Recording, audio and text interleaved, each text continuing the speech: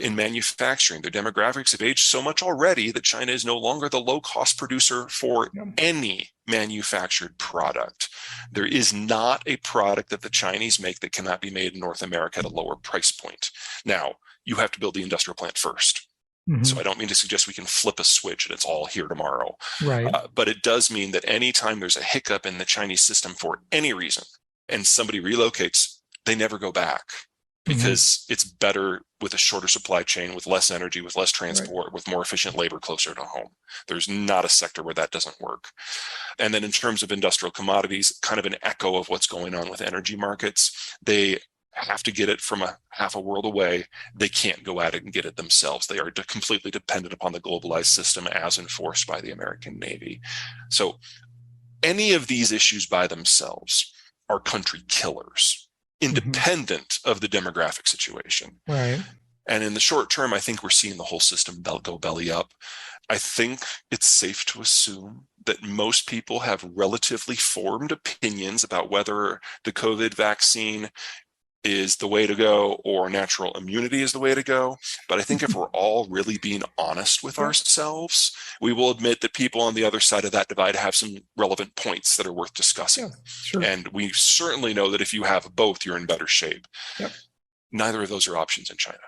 The Chinese vaccine doesn't work versus the Omicron variant, certainly not Omicron B. And because in many ways that the Chinese government was so successful at keeping COVID out these past 2 years, no one in China has natural immunity. So if they were to open up with Omicron B being the dominant strain, Omicron B is the most communicable virus we've ever faced, and it's the highest lethality rate of all of the COVID variants to date. If they just opened up, they'd have millions of deaths a month for at least 3 months. And in a one-man show government, that is how you bring the system down. So COVID lockdowns that affect entire cities, this is their only option for the foreseeable future. So Shanghai shut down on April 1. They reopened on June 1. They're in the process of locking down again already because Omicron is just so communicable.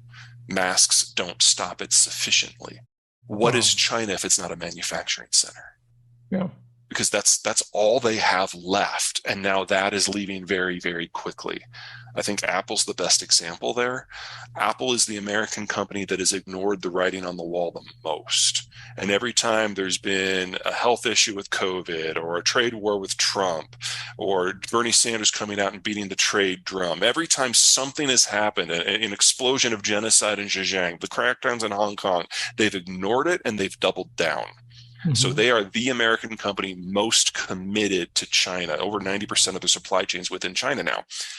And as of last month, even they started looking for alternatives. Everyone is on their way out because China is no longer a reliable manufacturing partner. First of all, China does not have many dealings in Africa. They have some infrastructure that they've built. And they're they're doing a lot of loans there. Well, whenever you see the Chinese spending $12 billion on something that's only worth $3 or $4 billion, that's not investment. That's capital flight. That's some bureaucrat taking advantage of that hyper financialized system to get some out. So when it's his time to run for the door, he already has a nest egg. I'm just saying that it's not in anything that would broadly be considered sound investment. Most of the infrastructure is not in places that are really of any use. I mean, if the Chinese build infrastructure in a place that hasn't had infrastructure for the last 70 years, you really got to ask yourself why there has not been infrastructure there for the last 70 years. Someone would have done it by now. Exactly.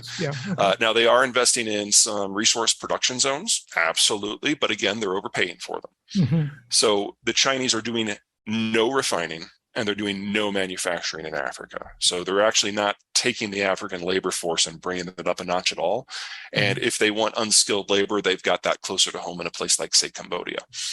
So for Africa to kind of move up the ladder, they've got to be part of someone else's supply chain. They don't have the indigenous capacity, technology, and capital necessary to do it all by themselves. And in a world that's moving into to a tighter labor market, if you're not going to relocate the labor, you're talking about using some degree of automation to help out. Yeah. Some places can do that, some places can't.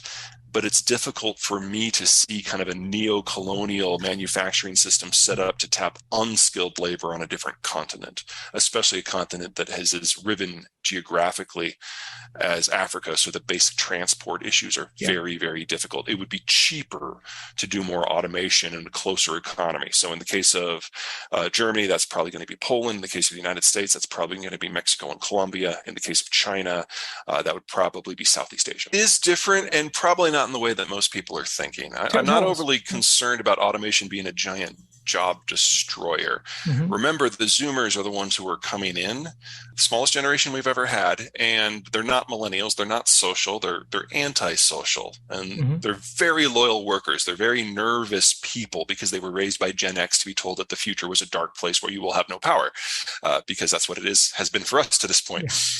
And because of that, they're very loyal workers. Once they get a job, they cling on to it like their life depends upon it. But they're antisocial. They want to work remotely, preferably in a closet, preferably coding. These are not line jobs. These are not public service jobs. This is a very specific subset. So, if you're in San Diego in San Jose and you need a bunch of coders, great. Your workforce is covered for the next 20 years. You need them for anything else? Yikes. So we are going to need automation, not just because we have fewer workers, but because the workforce of those fewer workers is very, very different from what we have had for the last 40 years. So we have to have it. On the flip side, automation is one of the most expensive things you can do. It's expensive to develop, to operationalize, to install, and people always forget about this step, the most expensive of all, to keep it updated. That takes capital. We're not going to have as much of that.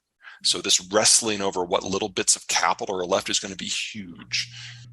I would expect it to, yes. The places that can do it successfully or most successfully are going to be those places that do have a stronger capital base like the United States. I would also add in that in a world that deglobalizes, the idea of having a supply chain with 1,000 steps is kind of silly and honestly really dangerous. So you need shorter supply chains closer to the end consumer. I think COVID made us all realize that. Absolutely. I agree. But compared to what COVID has done, what's coming is a whole nother level in terms of intensity. Tell us about that. Well, when you're finished. But sure. So manufacturing, especially for things like electronics, it does best, it's most efficient when it can tap different wage levels and skill levels. So you do the low skilled stuff in one place and the high skilled stuff in one place. And for the last 25 years, that has made China very successful. They do the assembly, they do the low end, and they do it at scale.